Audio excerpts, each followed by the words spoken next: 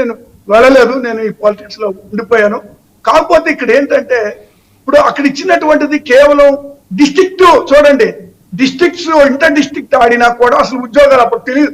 Inter district ఆడిన వాళ్ళకి ఉద్యోగం రావడం అనేది పెద్ద ఆశ్చర్యకరం. లేదంటే ఇప్పుడు యూనివర్సిటీస్ కూడా యూనివర్సిటీ ఆడినాడు కూడా రాదు. ఆల్ ఇండియా యూనివర్సిటీస్ ఆడితే మేము ఆడాము. నాగపూర్లో నా ఆల్ ఇండియా యూనివర్సిటీ ఆడా జశ్వంత్ స్టేడియంలో ఆడినప్పుడు అప్పుడు కొద్ది కన్సిడరేషన్ లోకి తీసుకునేవాడు దాన్ని. ఇవేంటంటే సీట్లు రావడానికి, కాలేజీలు సీట్లు రావడానికి పనికొస్తే ఉద్యోగాలు రావాలంటే ఖచ్చితంగా ఏంటంటే నేషనల్స్ ఖచ్చితంగా ఆడాలి. నువ్వు గెలవడం ఓడడం అనేటువంటిది కాదు, పార్టిసిపేషన్ ఉండాలా. కానీ ఇప్పుడు ఏంటి సార్ వీళ్ళ యొక్క ఘనత ఏంటంటే ఇప్పుడు చెబుతున్నారు కదా ఇందాక గొడ్డలి అని అదని ఇదని, వీళ్ళు ప్యాకెట్ ఆడే వాళ్ళకు కూడా ఉద్యోగాలు ఇచ్చారండి. ఇది తెలిస్తే జనాలంతా కుర్రోళ్ళు ప్యాకెట్ ఆడుకునే వాళ్ళు శుభ్రంగా.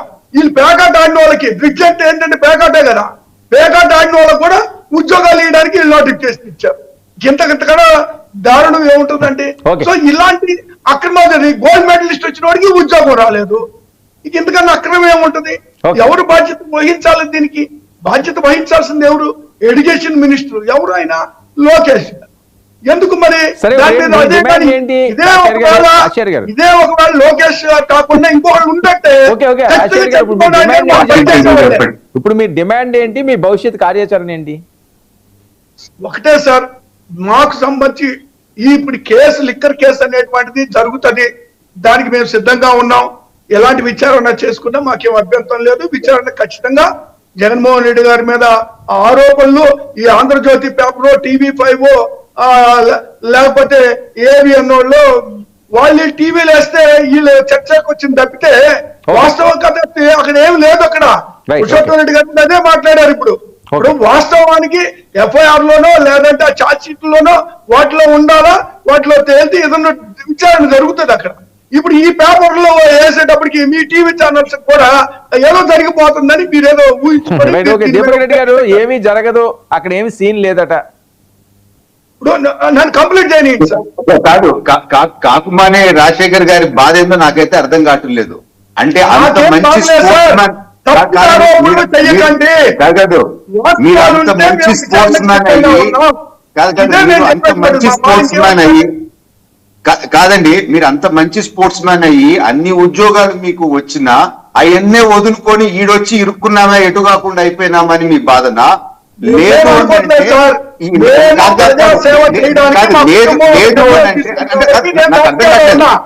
లేదండి, నాకు అర్థం కావట్లేదు. అది బాధ లేదు అంటే స్పోర్ట్స్ ఒక సెకండ్ రాజశేఖర్ గారు, ఒక సెకండ్ చెప్పలేండి. కాదు, లేదంటే స్పోర్ట్స్ కోటాలో వైఎస్ఆర్ పార్టీకి సంబంధించిన వాళ్ళకి గొడ్డలి పోటు ఆటలో ఇవ్వలేదనా, రిజర్వేషన్ ఇవ్వలేదనా, లేకపోతే కోడి కట్టి ఆటలో మీకు ఉద్యోగాలు రాలేదనా, మీ బాధ ఏందని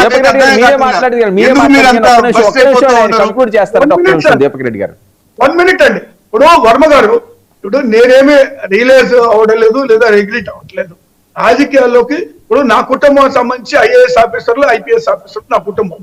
ఇప్పుడు నేను ఒక్కనే రాజకీయాలకి రావాలని అందరు తీసుకున్న నిర్ణయం మేరకే నేను ప్రజల మధ్యలోకి వచ్చాను. నేను అంతే రాజకీయాలకి. నాకున్న ఇంట్రెస్ట్ విద్యార్థి దశ నుంచి నేను విద్యార్థి దశ నుంచి ఉన్నాను. నేను విద్యార్థి రాజకీయాల్లో ఉన్నాను, తర్వాత కంటిన్యూ చేశాను. కాబట్టి ఇప్పుడు నేనేం రియలైజ్ అవ్వట్లేదు. కాకపోతే ఇప్పుడు జరుగుతున్నటువంటి పరిణామాలు చూస్తే నేను కూడా 40 సంవత్సరాల నుంచి రాజకీయాలన్నీ పరిశీలిస్తా ఉన్నాను సార్. ఇప్పుడు ఇక్కడ అంటే ఇప్పుడు రివెంజ్ పాలిటిక్స్ చూస్తా ఉంటే ఆశ్చర్యం కలుగుతా ఉంది. ఇవి జరుగుతా ఉంటే వీటిలో అంటే ఇప్పుడు ఇప్పుడు ఇప్పుడు గాదా గారు కూడా మాట్లాడారు, ఇలాంటివి లేకుండా నేను కూడా కోరుకుంటాను అలాంటివి లేకుండా ఉంటే బాగుండని. కాకపోతే ఇప్పుడు ఏం జరుగుతుంది సార్, కొన్ని పత్రికలు పని కట్టుకొని, కొన్ని టీవీ ఛానల్ పని కట్టుకొని జగన్మోహన్ రెడ్డి గారిని ప్రతి కేసులో ఇన్వాల్వ్ చేసేటువంటి మాటలు మాట్లాడుతున్నారు.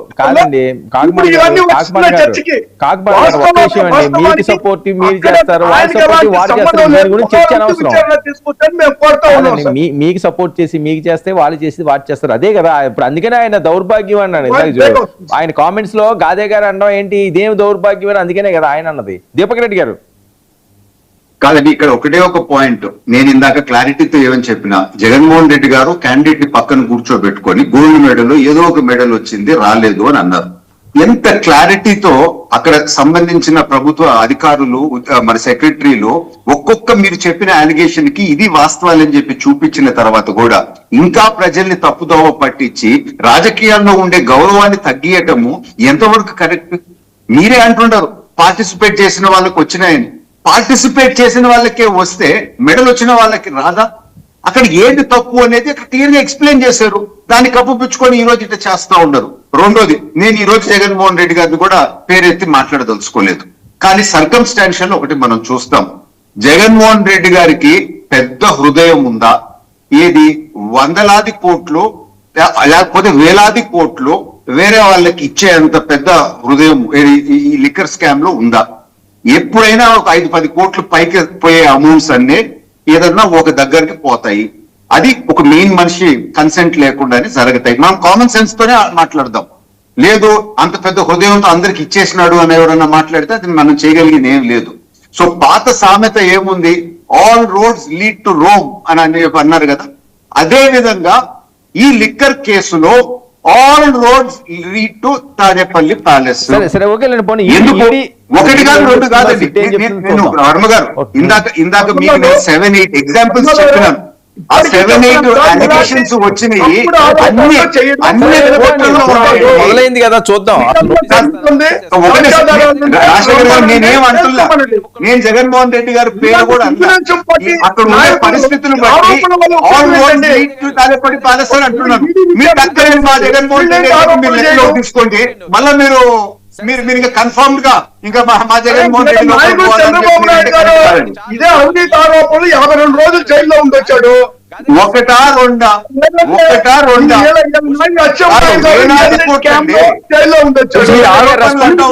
ఒకటైతే ఆరోపణ. దీపక్ రెడ్డి గారు మీరు తీసుకున్న టైం తీసుకున్నారు, వాళ్ళిద్దరిని కూడా మాట్లాడినివ్వండి. పురుషోత్తం రెడ్డి గారు సింపుల్ గా. వర్మ గారు, దీపక్ రెడ్డి గారు నేను మనస్ఫూర్తిగా అభినందిస్తున్నాను. ఏ అవినీతి జరిగినా అది ముఖ్యమంత్రికి పోతుంది. జగన్ గారికి పోతున్నప్పుడు చంద్రబాబు గారికి పోతుంది కదా, మనకు కూడా వస్తుంది కదా. ఆ వారికి అనుభవం ఎక్కువ, ఎందుకంటే రాజకీయ కుటుంబం నుంచి వచ్చారు కాబట్టి నాకు అంత తెలియదు. ఏ అవినీతి జరిగినా 10 రూపాయలు జరిగితే 2 రూపాయలు కింద వాళ్ళకి ఇస్తారు, 8 రూపాయలు పైన వాడికి ఇస్తారు అనేది మీరు చెప్పదలుచుకుంది అనుభవంతో. కాబట్టి అది అవరికి అందరికీ వర్తిస్తుంది. అసలు కేవలం జగన్ గారికి వర్తిస్తుందా? కాబట్టి దీని ఆధారం చేసుకుని కేసు పెడేస్తారా? దీని ఆధారం చేసుకుని వీడియో వచ్చి అరెస్ట్ చేసేస్తారు. నేను సాంకేతిక అంశాలు మాట్లాడుతున్నా. మీరు చెప్పిన ఆరోపణలు ఉంటేనే జగన్ గారికి నోటీస్ ఇవ్వడానికైనా పనికి వస్తుందా? కానీ ఒకటి విషయం అభినందిస్తున్నా, ఏ అవినీతి జరిగినా ముఖ్యమంత్రికే పోతున్నా మనకు కూడా వర్తిస్తుంది కదా. బహుశా గాంధీ గారికి ఈ విషయంలో నాతో ఏకీపిస్తారని ఆశిస్తున్నా. గాంధీ గారు ఏంటి మీరే అంటారు? బాల్ మీ కోర్టులోకి వచ్చింది అన్ని తిరిగి. కోర్టులో కదండి, నిజంగా మనం ప్రజాస్వామ్యంలో ఉన్నప్పుడు ప్రజలకు జవాబుదారితంగా ఉంటామని చెప్పి ప్రమాణం చేసి మరీ వచ్చినప్పుడు ఆ ప్రమాణం పెట్టిపోతుంది. ఖచ్చితంగా రెస్పాన్సిబిలిటీ అనేది కేబినెట్ హెడ్ తీసుకోవాల్సిందే ఎక్కడైనా ఎవరైనా సరే. Okay, last time Chandrababu Naidu గారు అరెస్ట్ చేశారు కదా, ఎట్లా చేశారు? అట్లాగే ఎవరైనా సరే నేను అనేది ఏంటంటే ఇక్కడ మనం చర్చించుకోవాల్సింది అసలు మనం ఒక్కొక్క పదవి ఇచ్చిన తర్వాత ప్రజలు మనం అరెస్టుల దాకా ఎందుకు పోతున్నాం, మన మీద కేసు ఎందుకు వస్తుంది, ఎందుకు ఎలిగేషన్ వస్తుంది అనేది కదా. ఏమంటారంటే ఇప్పుడైనా సరే జగన్మోహన్ రెడ్డి గారు ప్రెస్ మీట్ లో ఒక్కరోజు ప్రెస్ మీట్ అయినా సరే ఈ లిక్కర్ స్కామ్ గురించి లోపలికి వెళ్ళిన వాళ్ళ గురించి కానీ నాకు సంబంధం లేదని కానీ లేకపోతే జరగలేదు కానీ ఎప్పుడైనా మాట్లాడారా? మాట్లాడాలి కదా నేను అంటుంది. అది మీరు మాట్లాడండి. ఎస్, నీ పిఏ నాగేశ్వర రెడ్డి ఇవాళ 100 కోట్లు బయటకు వస్తాయి లేదా అనేది అట్లాగే రాజశేఖర్ గారు నేను అంటున్నానంటే మీ కూడా ఉన్న వాళ్ళు మీతో పాటు చేయలేని వాళ్ళ మీద ఇవాళ ఎలిగేషన్స్ వస్తున్నాయి, అవినీతిలో ఇరుక్కున్నారు, 100 కోట్లు బయటకు వస్తున్నాయి. దాన్ని ఎవరు మాట్లాడాలి? దానికి మీరు మాట్లాడరా? మీరు ఎవరు మాట్లాడతారు? మేము వచ్చి దాని గురించి చర్చించుకోవాలా? అది కాదు కదా. ఇప్పుడు ముందు మీ దగ్గర మొదలవ్వాలి కదా, అసలు మీకు సంబంధం ఉందా లేదా, ఎట్లా